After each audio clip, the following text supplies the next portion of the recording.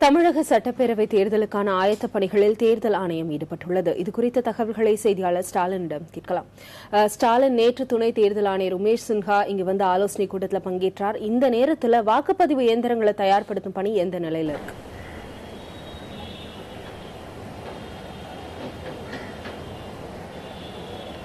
திவ்யா, தமிழக சட்டமன்ற தேர்தலுக்கு இன்னும் சரியாக 12 நாட்களே உள்ள நிலையில் தேர்தல் களம் சூடுபிடித்துள்ளது. ஒருபுறம் கட்சிகள், வேட்பாளர்கள் என அவர்களுடைய பிரச்சாரம் அனல் பறந்து வரும் நிலையில் தேர்தல் ஆணையமும் இந்த சட்டமன்ற தேர்தலை நியாயமாகவும் சுதந்திரமாகவும் பாதுகாப்பாகவும் நடத்திட பல்வேறு விதமான தீவிரமான நடவடிக்கைகளை எடுத்து வருகிறது. அதில் ஒரு பகுதியாகத்தான் இந்த வாக்குப்பதிவு இயந்திரங்களை தயார் செய்யும் பணியானது இன்று மாலை முதல் தொடங்க உள்ளது. குறிப்பாக அந்த வாக்குப்பதிவு இயந்திரங்களை பொறுத்தவரை மொத்தம் உள்ள தமிழகத்தில் இந்த 234 தொகுதிகளையும் சேர்த்து 1,04,634 வாக்குப்பதிவு இயந்திரங்கள் பயன்படுத்தப்பட்டுள்ளது. இந்த வாக்குப்பதிவு இயந்திரங்களை பொறுத்தவரை தமிழக சட்டமன்ற தேர்தலில் முதல் முறையாக வேட்பாளர்களுடைய பெயர், சின்னம் மட்டும்தான் இதுவரை பொறிக்கப்பட்டு வந்தது. ஆனால் இந்த முறை அவர்களுடைய புகைப்படமும் சேர்த்து பொறிக்கப்பட உள்ளது.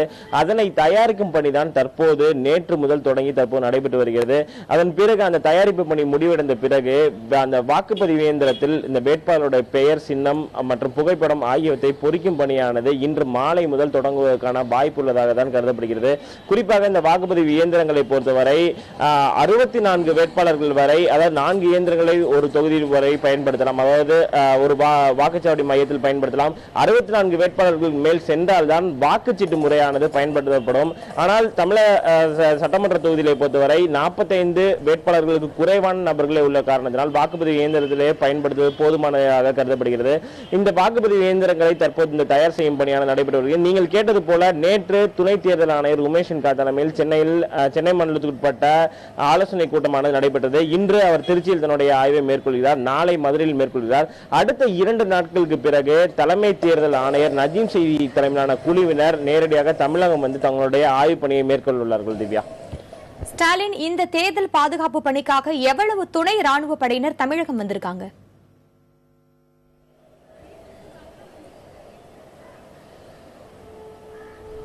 திவ்யா, அதாவது தேர்தல் தமிழக சட்டமன்ற தேர்தலுக்காக இந்த பாதுகாப்பு பணியை பொறுத்தவரை மொத்தம் 31 காவல்துறை பார்வையாளர்கள் நியமிக்கப்பட்டுள்ளனர். அவர்களுடைய தலைமையில் தற்போது துணை ராணுவ படை மற்றும் காவல்துறையினர் இந்த பாதுகாப்பு பணியில் ஈடுபடுத்தப்பட உள்ளார்கள். சுமார் 300 கம்பெனிகளை சேர்ந்த 30,000க்கும் மேற்பட்ட துணை ராணுவ படையினர் இந்த சட்டமன்ற தேர்தல் பாதுகாப்பு பணியில் ஈடுபடுத்தப்பட்டுள்ளார்கள். குறிப்பாக சென்னையில் மட்டும் 18 கம்பெனியை சேர்ந்த துணை ராணுவ படையினர் ஈடுபடுத்தப்பட்டுள்ளார்கள்.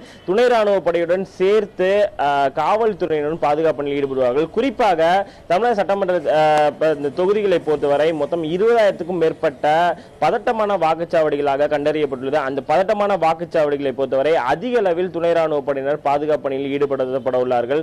அதே போல காவல்துறையினரும் அந்த அவர்களுடன் சேர்ந்து தங்களுடைய பணிகளை மேற்கொள்வார்கள்.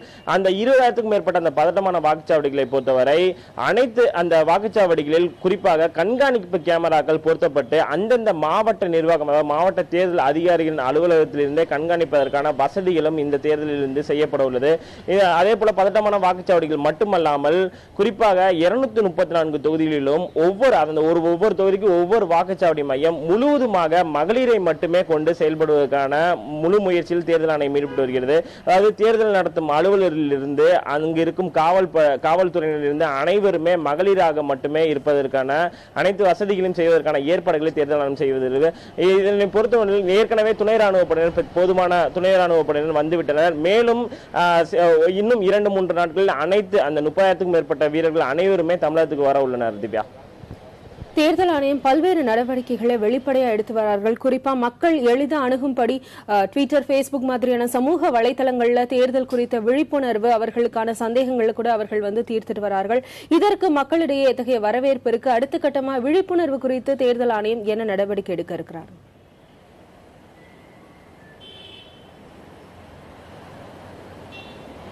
நிச்சயமா திவ்யா, அதாவது இந்த சட்டமன்ற தேர்தலை பொறுத்தவரை 100% வாக்குப்பதிவை முன்னிறுத்தி தான் தேர்தல் ஆணையம் பல்வேறு விதமான விழிப்புணர்வுகளை ஏற்படுத்தி வருகிறது.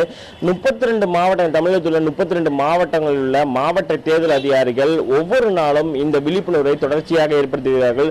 குறிப்பாக தேர்தல் ஆணையத்தை பொறுத்தவரை நீங்கள் கேட்டது போல பேஸ்புக், ட்விட்டர் போன்ற சமூக வலைதளங்களிலும் புதிய வாக்காளர்களை கவரும் வகையில் பல்வேறு விதமான விழிப்புணர்வுகளை ஏற்படுத்தி வருகிறது. இது போதுமான அளவிற்கு மக்களை சென்றடைந்துள்ளது என்றுதான் சொல்ல வேண்டும். குறிப்பாக புதிய தலைமுறை வாக்காளர்களை பொறுத்தவரை சுமார் 18 லட்சத்துக்கும் மேற்பட்ட முதல் முறை வாக்காளர்கள் உள்ளனர். அவர்கள் அனைவருமே இந்த சமூக வலைதளங்கள் மூலமாக விழிப்புணர்வு ஏற்படுத்தி வரும் பட்சத்தில் அவர்களை நேரடியாக அந்த விழிப்புணர்வு சென்றடைந்துள்ளது என்றுதான் தேர்தல் ஆணையத்தின் சார்பில் தெரிவிக்கப்பட்டுள்ளது. இந்த நிலையில் இது போன்ற விழிப்புணர்வு மூலம் நிச்சயமாக கடந்த தேர்தலை ஒப்பிடும் பொழுது இந்த தேர்தலில் இந்த வாக்குப்பதிவு சதவீதம் என்பது அதிகரிக்க வாய்ப்புள்ளதாக கருதப்படுகிறது. கடந்த சட்டமன்ற தேர்தலை பொறுத்தவரை 78.02% வாக்குப்பதிவானது. இந்த முறை சுமார் 90%க்கும் மேற்பட்ட வாக்குப்பதிவை முன்னிறுத்தி தான் இது போன்ற விழிப்புணர்வு பிரச்சாரங்கள் செய்யப்பட்டு வருகிறது.